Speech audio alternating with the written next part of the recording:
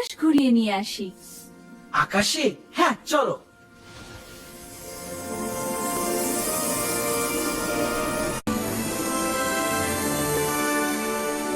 বন্ধু, তুমি আমাকে ওই তারার কাছে নিয়ে যাও। চলো।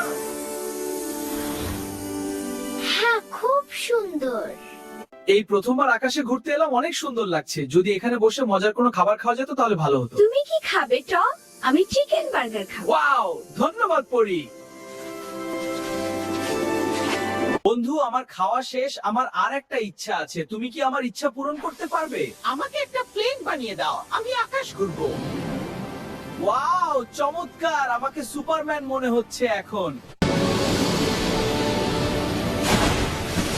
বন্ধু, বাঁচাও আমাকে।